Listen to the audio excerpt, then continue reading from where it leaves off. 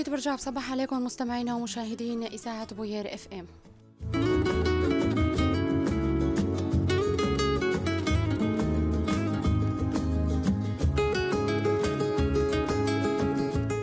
طبعا وصلنا لفقرتنا الحوارية ضمن برنامج عطر الصباح، ومعنا عبر الهاتف ضيفنا السيد جوزيف لحدو، عضو خلية الأزمة في شمال وشرق سوريا. ألو الو تفضلي. أهلا وسهلا فيك ويسعد لي صباحك سيد جوزيف. الله يسلمكم، الله يخليكي، شكرا لكم على الاتصال، واسعد الله صباح كل المستمعين الكرام. صباح الخير.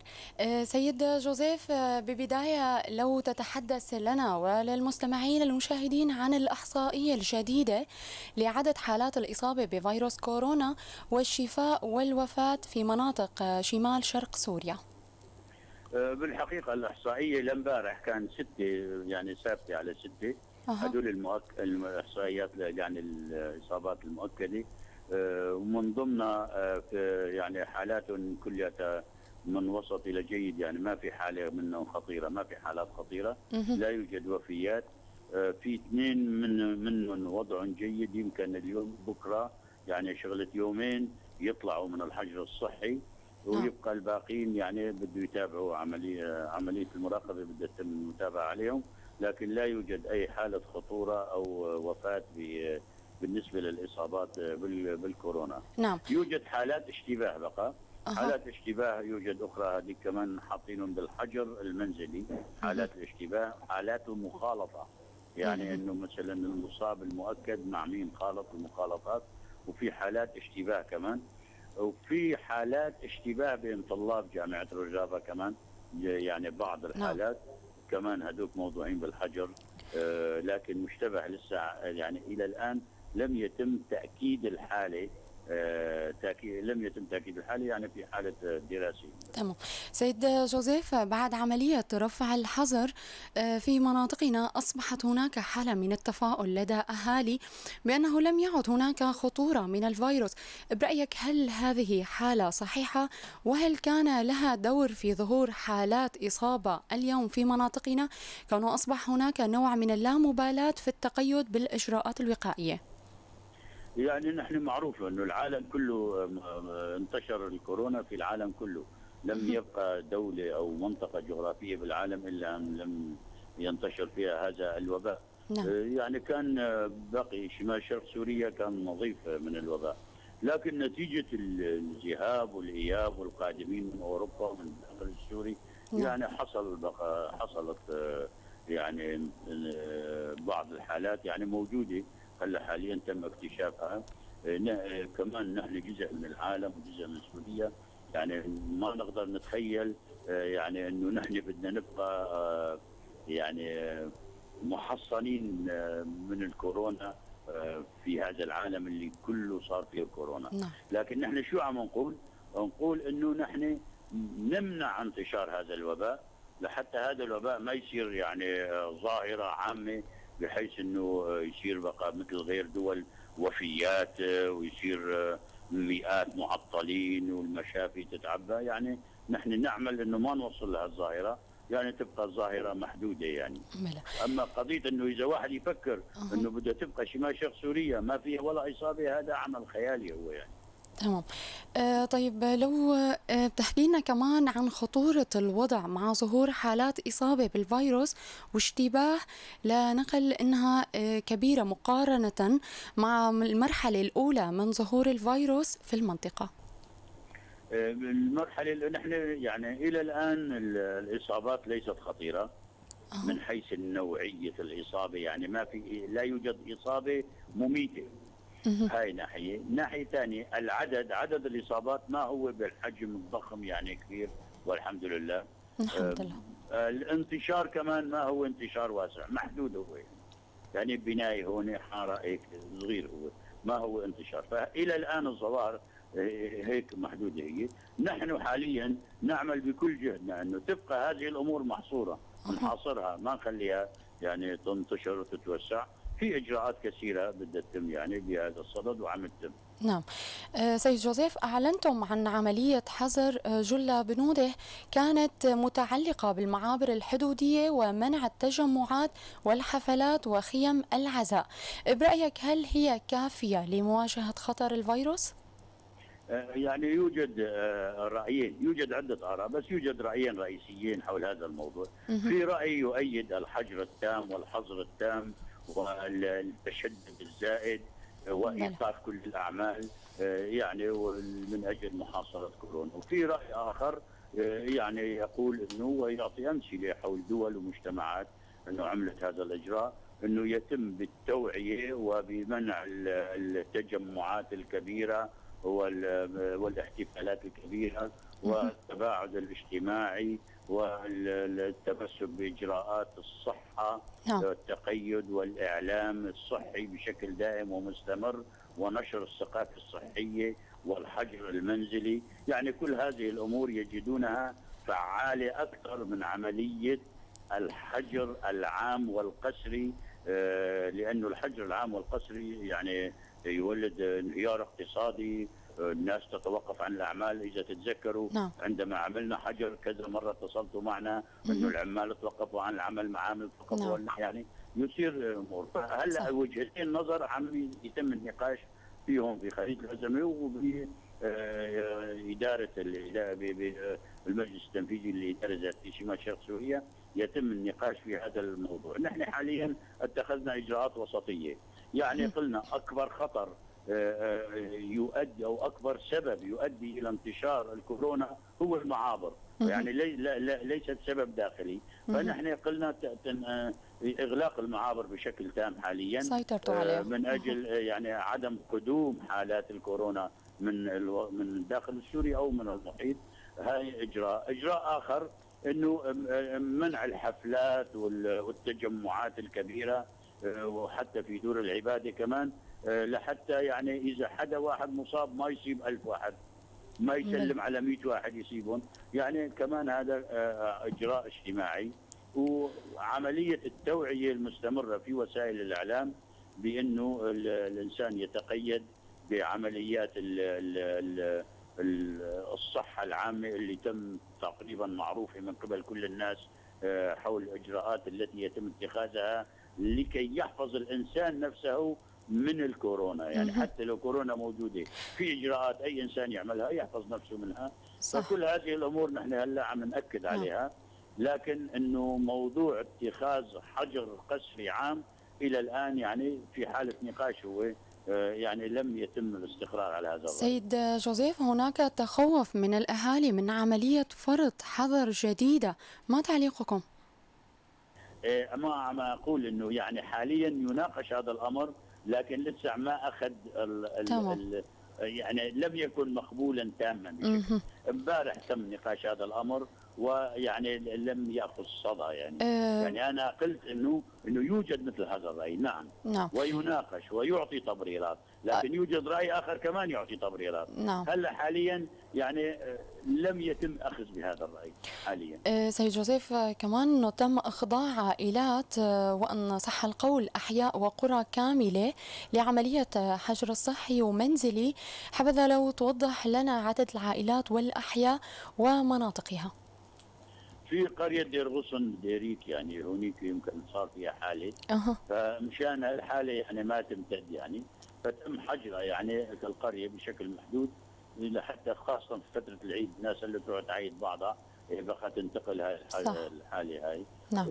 وفي بعض البنايات وليس حارات كاملة، مهم. يعني انه تم اذا البنايه انه فيها حاله احسن ما يصير حجر يكون حجر ببيته افضل. نعم. يعني يكون حجر ببيته لهم اريح او افضل.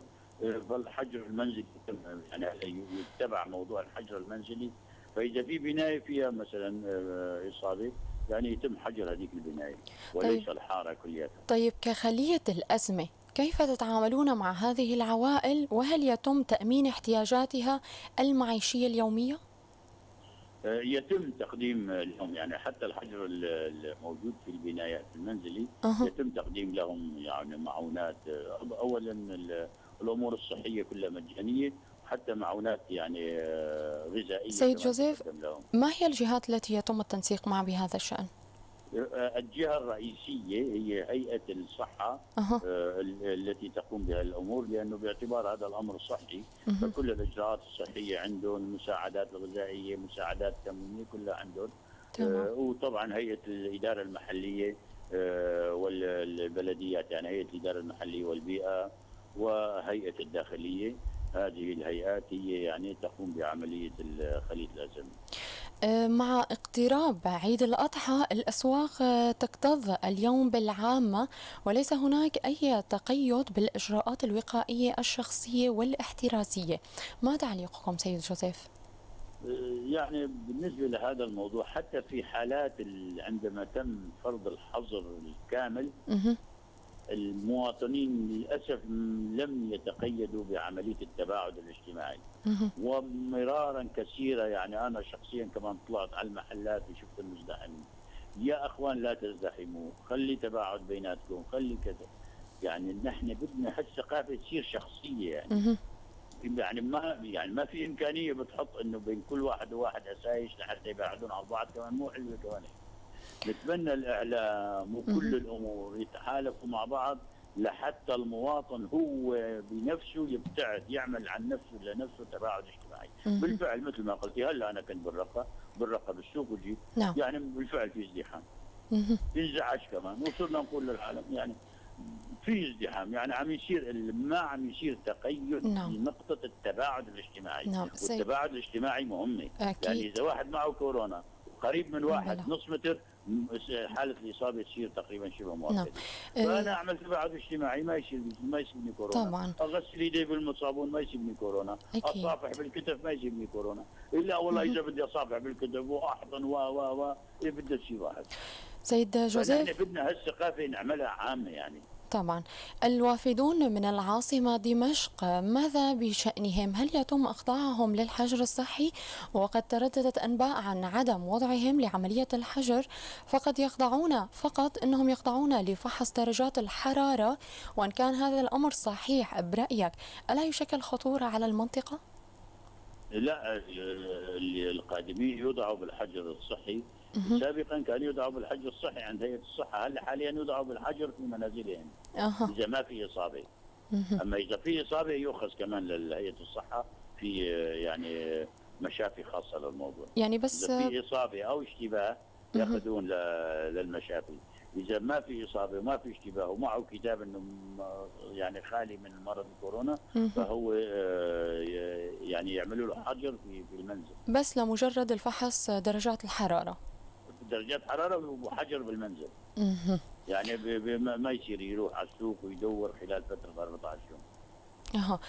ما مدى جاهزية المراكز الصحية في المنطقة من حيث المعدات والأدوية؟ المراكز جاهزة، من المرة الماضية تم تجهيز مشافي ومراكز مهم. في كل منطقة في كل إقليم من الأقاليم، يعني كاحتياط إنه لاستقبال حالات. طبعا هلا ما في حالات غير حالات معدودة، إن شاء الله ما يصير حالات كمان زيادة. بس مهم. هيئة الصحة لكن عم تجهز حالة كمان، يعني عم تحاول تجهز حالة وتعمل استعدادات. يعني في عندها مراكز سابقا كان جاهزتها، كمان هلا عم تجهز حاليا مراكز جديدة. سيد جوزيف، بتعرف أنه نحن عم نمر بظروف صعبة جدا بسبب الوباء والعقوبات المفروضة على سوريا، قانون قيصر. حبذا لو تتحدث لنا عن تأثيرها على عملية مواجهة خطر وباء كورونا. بالحقيقة يعني هي تأثرت، نحن موضوع كورونا أثر اقتصاديا كمان علينا. مهم. يعني نصف الميزانية الهيئات الإدارة الذاتية تم إعطائها لخدمة مرض كورونا وتأهيل مهم. المشافي، موضوع الصحي وتأمين الأدوية وتأمين نعم. يعني أمور الصحية خاصة، انعكست على مشاريعنا وعلى أعمالنا. يعني مثلا هلا نحن هيئة الإدارة المحلية 50% من ميزانيتنا عام 2020 تم اختصارها بسبب مرض كورونا وموضوع قيصر، يعني موضوع مشروع سيزر او قانون قيصر اللي مفروض على الشعب السوري وعلى سوريا من ناحيه اقتصاديه. فنحن تاثرنا، أها. سوريا كلها تاثرت سلبا في هذه الامور. لكن نحن بالاداره الذاتيه شمال شرق سوريا تمكنا من تخفيف هذه الآثار إلى درجة يعني نقدر نقول عنها مقبولة وجيدة، وهي برفع الراتب، رفع يعني على درجة كبيرة، يعني أكثر من 100%، وصل ل 150% زيادة الراتب. فهذا امتص إلى حد كبير من التأثيرات السلبية. وطبعا الموظفين عددهم ليس مهم. بالقليل، وكل من الناس المحتاجين والفقراء نعم. شغوانة، فكلهم المصاري اللي ياخذوها بده ينزلوها على السوق وبده يشتروها ويسددوا الحاجيات تبعهم، فبده يتحرك السوق وبده يتحرك المعامل. يعني يعني اثرت ايجابيا كمان على المجتمع. وبالنسبه للحنطه كمان تم رفع سعر الحنطه في حينها بحيث الفلاح كمان ما يتاثر. يعني هالاجراءات اللي تمكنت الاداره الذاتيه تعملها نعم. عملتها، يعني بحيث الدوله ما قدرت تعمل هالاجراءات يعني. سيد جوزيف، أيضا المنطقة تعيش حالة حصار مع إغلاق المعابر الإنسانية واقتصارها على معبر وحيد وهو تحت إشراف الدولة التركية التي لا تتوقف عن ممارسة الانتهاكات بحق مناطقنا. ما مدى تأثير ذلك على الوضع مع ظهور الوباء مجددا في مناطقنا؟ بالحقيقة المعبر اللي حكيتي انه هذا تحت سيطرة الاتراك هو مهم. هو معبر ليس انساني، مهم. هو معبر للارهابيين، هو معبر من اجل تقديم المساعدات للارهابيين وليس للشعب السوري. مهم. لانه لو كان للشعب السوري كان بدها تجي اما تم وضعه تحت سيطرة الاتراك، والاتراك بده يعطون للعصابات الارهابية المسلحة تبعهم ويقولوا هذا هو الشعب السوري. فهذيك نحن بالنسبة لنا يعني خارج الحسابات. اما بالنسبه للمعابر اللي بيننا وبين الداخل السوري حاليا مغلقه الا للحالات الانسانيه، نعم. وفي تشديد كمان عليها بحيث تكون بالفعل حاله انسانيه، بالفعل في مرض يعني يقتضي الذهاب والاياب الى دمشق فبيروحوا، هذول مسموح لهم. مهم. اما غير حالات يعني حاليا المعابر مغلقه بشكل تام مشان لحتى ما تجي لنا حالات من كورونا منهم. سيد جوزيف، آخر سؤال، حبذا لو تتحدث لنا أيضا عن أوضاع العالقين هنا في روج آفا وأيضا العالقين من سكان روج آفا في باشوري كردستان. صدق في عالقين يعني يعني كان يوجد حتى مسؤولين من الاداره الذاتيه علقوا باوروبا ظلوا نعم. 3 اشهر الى ما قدروا يجوا. يعني هالحاله العالقين موجوده في مو بس في الاداره الذاتيه، في كل مكان بالعالم. يعني عندما تصدر قرارات الموجودين ما يقدروا يتحركوا. مهم. فهلا حاليا العالقين في باشوري كردستان يعني ما يقدروا يجوا لانه حاليا انه المعابر مغلقه الا للحالات مهم. الانسانيه، واللي موجودين هون يعني كمان مو مسموح لهم الا للحالات الانسانيه. هي نعم. فتره 15 يوم هي مهم. مؤقته، بعد 15 يوم تتغير الموضوع. ممكن يقدروا يروحوا اذا مثلا تم مثل هلا. هذا سؤال جديد هلا بدنا نطرحه، انه أها. اذا في حدا يريد يغادر مثلا. تمام. إيه، فهاي بدنا نطرح هذا السؤال. انا رايي انه خلي غادر، بدنا نشوف نحكي بهالموضوع كمان بلجنه خليل الدين. يعني هلا استفدنا من اللقاء معكم انه في شغله جديده، يمكن نعم. واحد يريد يغادر. ايه تمام، شو أها. الحاله؟ تمام، بدنا نشوف هذا الموضوع كمان بعد ما اقدر 15 يوم. اعطيك، ما اقدر اعطي جواب واضح حول هذا النقطه، بس انا اؤيد هذه النقطه يعني. مهم. بس هالقرار رح يكون بعد 15 يوم من فرض الحظر. ممكن يكون بعد 15، ممكن خلال هالفتره نشوف له حل. يعني تمام. انا بدي اطرحه على الرفاق نناقش هذا الموضوع، انه في شخص يريد يروح خليه يروح. مهم. شو نتضرر نحن؟ نتشكرك ليك. على اتصالك. كان معنا السيد جوزيف لحدو عضو خلية الأزمة في شمال وشرق سوريا. نتشكرك على اتصالك. شكرا لكم وعلى اهتمامكم، ونتمنى استمرار هذا الاهتمام. أهلا وسهلا فيك. الله يخليكم، شكرا. مستمعينا، بنرجع بعد هالفاصل لنكمل باقي فقرات عطر الصباح.